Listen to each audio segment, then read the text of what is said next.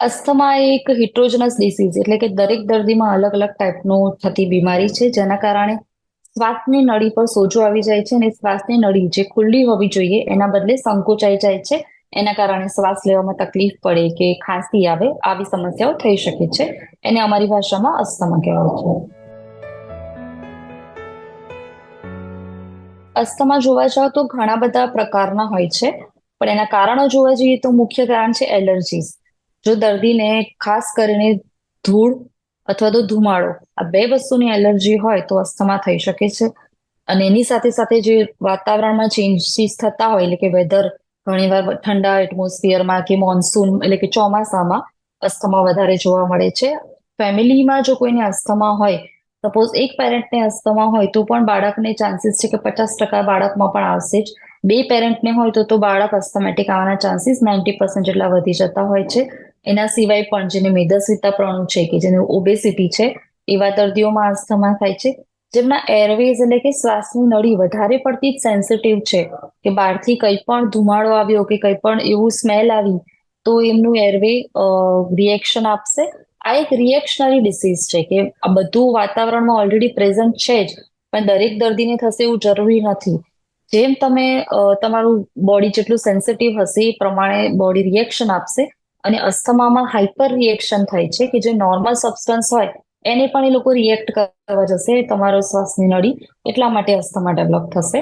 આના સિવાય ફેમિલી સિવાય પણ જે સ્મોકિંગ કરતા હોય એમને પણ અસ્થમા થવાનું એક રિસ્ક રહે છે કે એમને અસ્થમા જલ્દી થઈ શકે છે.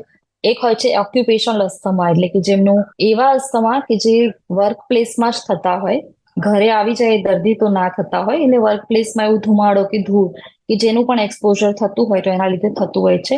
એના સિવાય છે એક્સરસાઇઝ ઇન્ડ્યુસ અસ્થમા, કે એક્સરસાઇઝ તમે ચાલુ કરો ત્યારે તમે હેલ્ધી હો, કશું જ તકલીફ ના હોય, પણ થોડી પણ એક્સરસાઇઝ કરો એ પછી શ્વાસને જે ચડવા માંડે એને એક્સરસાઇઝ ઇન્ડ્યુસ અસ્થમા કહેતા હોઈએ છીએ. તો અસ્થમા ઘણા બધા કારણોના લીધે થઈ શકે છે. નોન એલર્જીક અસ્થમા પણ બહુ જ કોમન છે આજકાલ. કોઈ કારણ એલર્જીસનું પકડાતું નથી, પણ એ સિવાય પણ દર્દીને અસ્થમા જ હોય છે, અસ્થમા જેવા જ સિમ્ટમ્સ હોય છે. અસ્થમાના સામાન્ય લક્ષણ, મુખ્ય લક્ષણ 5 છે. સૌથી પહેલા તો ખાંસી આવી, એવી ખાંસી આવી જે મોટા ભાગે સૂકી હોય. રાતના ટાઈમે આ ખાંસી વધારે આવતી હોય અથવા તો વહેલી સવારે.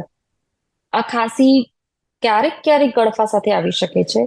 એના સાથે શ્વાસ ચડવો, આ દર્દીઓમાં પણ જ્યારે બેઠા હોય ત્યારે they are completely fine, પણ થોડું પણ એક્સર્શન કરે કે સીડી ચડે કે ઘરનું બીજું કંઈક કામ કરે તો શ્વાસ ચડતો હોય છે.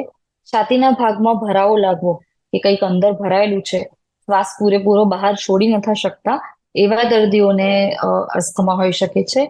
શ્વાસમાંથી સીટી જેવો અવાજ આવવો, એટલે કે સિસોટી વાગવી, કે ઘણા વૃદ્ધોમાં તમે સાંભળતા હોય કે શ્વાસમાં સીટી વાગતી હોય છે, આ પણ એક અસ્થમાનું લક્ષણ છે. તો આટલા મુખ્ય લક્ષણ છે. એની સાથે સાથે રાતે વારે ઘડીએ ઉઠવું, નોક્ટર્નલ અવેકનિંગ કહેતા હોઈએ છીએ અમે, એ થવું, વારે ઘડીએ શરદી ખાંસી થવી, કે નાકમાંથી પાણી પડવું અથવા તો નાક બ્લોક થઈ જવું, માથું દુખવું, આંખોની પાછળ દુખવું, આ બધું રાઇનાઇટિસના લક્ષણો છે. પણ એ રાઇનાઇટિસની સાથે સાથે અસ્થમા પણ હોઈ શકે છે. ગળામાં ખીચખીચ ફીલ કરવું, કે કફ અંદર ભરાયેલો છે પણ નીકાળી નથી શકતા, આ બધા અસ્થમાના લક્ષણ છે.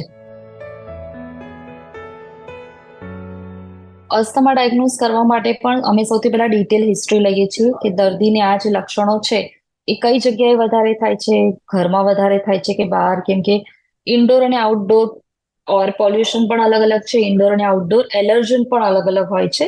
તો એ દર્દીની હિસ્ટ્રી લઈને અમે જાણતા હોઈએ છીએ. એના સિવાય અમુક બ્લડ ટેસ્ટ છે જેનાથી ખબર પડે કે આ દર્દી એલર્જીક છે કે નહીં. નોર્મલ સીબીસીમાં ઇઓસિનોફિલિયા જોવા મળતું હોય છે, એટલે કે બ્લડમાં એક એલર્જીના કણ વધારે જોવા મળતા હોય છે. ટોટલ આઈજીઈ જે કરાવતા હોઈએ છીએ અમે, એ વધારે જોવા મળતું હોય છે. મુખ્ય અસ્થમા છે કે નહીં એ ડાયગ્નોસ્ટિક ટેસ્ટ આપણે જો એક ગણવી હોય તો એ છે સ્પાયરોમેટ્રી, એટલે કે ફૂંક મારીને જે લંગ્સની રિપોર્ટ કરીએ આપણે એ.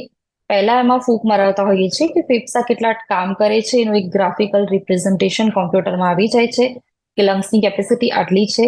એ જ દર્દીને અમે પછી એક ઇન્હેલર આપતા હોઈએ છીએ. 15-20 મિનિટ પછી પોસ્ટ બ્રોન્કો ડાયલેટર, એટલે કે આ ઇન્હેલર પછી એમના લંગ્સ કેટલા ઇમ્પ્રુવ થયા એ અમે ચેક કરતા હોઈએ છીએ. જો એ રેશિયો વધારે હોય, 200 ml કરતા વધારે ઇમ્પ્રુવ થયા હોય અથવા તો 12% કરતા વધારે ઇમ્પ્રુવ થયા હોય તો અમે માનીએ કે આ જ દર્દીને આસ્થમા છે અને આસ્થમાનું કન્ફર્મ ડાયગ્નોસિસ કરતા હોઈએ છીએ. એ સિવાય પણ અત્યારે ઇમ્પલ્સ ઓસિલોમેટ્રી એ એડવાન્સ રિપોર્ટ્સ છે, જેનાથી અમને ખબર પડતી હોય છે કે દર્દીને એરવેમાં કેટલું રૂકાવટ આવી રહ્યું છે, કેટલી રિસ્પોન્સિવનેસ છે. ઘણા ટેસ્ટ એક એલર્જી શેના કારણે થાય છે એ જાણવા માટે અમે સ્કિન પ્રિક એલર્જન ટેસ્ટિંગ કરતા હોઈએ છીએ, જેમાં સ્કિનની ઉપર નાના નાના એલર્જનના ડ્રોપ્સ મૂકતા હોઈએ છીએ અને એનાથી દર્દીને કેટલું રિએક્શન આવે છે એ અમે મેજર કરતા હોઈએ છીએ, તાકી અમને ખબર પડે છે કે આ દર્દીને આ પર્ટિક્યુલર આ વસ્તુની એલર્જીસ છે.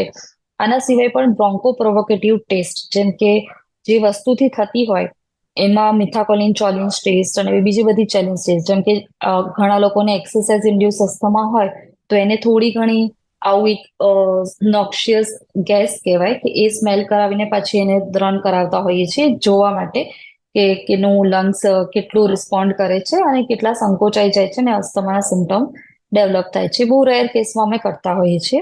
અને આના સિવાય પણ સ્પુટમમાં ઇઓસિનોફિલિયા એટલે કે ગળફાની અંદર પણ ઇઓસિનોફિલિયા કે ગળફાની અંદર પણ રૂટીન માઇક્રોસ્કોપી એટલે કે માઇક્રોસ્કોપમાં તમે જોવો તો અમુક અપીરિયન્સીસ છે જે નોર્મલ કફમાં ના દેખાય પણ અસ્થમાવાળા દર્દીઓમાં દેખાય. ક્રંચમેન સ્પાઇરલ્સ ને એ બધા જે નોર્મલમાં ના દેખાતા હોય તો એના પરથી પણ અમને અસ્થમા છે કે નહીં એ ખબર પડતી હોય છે. આના પછી પીઈએફઆર એટલે કે peak flow oscillometry, peak flow expiratory flow rate, એક નાનું એવું મશીન આવે છે જે દર્દી ઘરે પણ યુઝ કરી શકે છે. સવાર સાંજ એમનું જોરથી એમાં ફૂંક મારવાની હોય છે. એક્સપિરેટરી ફ્લો રેટ એ મેજર કરે છે કે કેટલો દર્દીનો છે અને એમાં જો ડાયગોનલ વેરિએશન આવે તો અમે અસ્થમા છે કે નહીં એમ માનતા હોઈએ છીએ. ચાઇલ્ડહુડ અસ્થમા પણ બે ટાઈપના હોય છે. એક જે ફેમિલીમાંથી મળ્યું હોય, મધર ફાધરને કોઈ એલર્જીસ હોય તો બાળકને પણ એલર્જીસ આવતી હોય છે, અને બીજું કે મધર ફાધરમાં કોઈ એલર્જીસ નથી, નોન એલર્જીક અસ્થમા બાળકને પણ થતું હોય છે. હા, બાળકને પણ અસ્થમા થઈ જ શકે છે, કોઈ પણ એજ ગ્રુપના બાળકોને થઈ શકે છે. બાળકોનો જે અસ્થમા છે એ જેમ જેમ એજ આગળ વધે એમ એમ ત્રણ વસ્તુ થઈ શકે છે. Either a same to same રહે, ક્યારેક ક્યારેક એટેક આવતો હોય એ જ આવે. બીજું કે એ પ્રોગ્રેસ થઈ અને અડલ્ટ અસ્થમામાં કન્વર્ટ થાય કે લાઈફ લોંગ એમને ઇન્હેલર લેવું પડે. અને ત્રીજી વસ્તુ કે જઈ પણ શકે છે.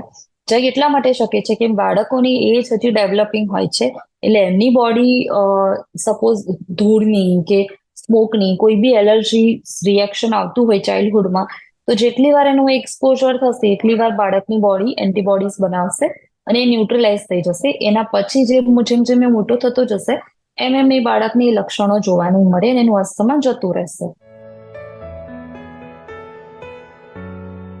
તમારી આસપાસ જો ઓલરેડી તમે જાણતા હોય કે આ દર્દીને અસ્થમા છે જ ઓલરેડી, તો સૌથી પહેલા તો અમે દરેક દર્દીને એમનું જે ઇન્હેલર છે સાથે કેરી કરવાનું કહેતા હોઈએ છીએ. તો જો કોઈને અસ્થમા એટેક આવે તો પહેલા તો એમને સીધા બેસાડો, ડીપ બ્રીથ્સ લેવાનું કહો.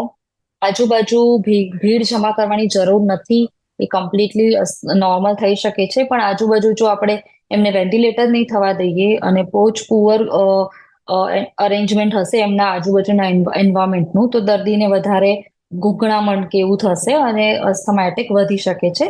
ફ્રેશ એરમાં, ઓપન એરમાં એમને બેસાડો, એમનું જે ઇન્હેલર છે એમને શેક કરીને લેવાનું કહો.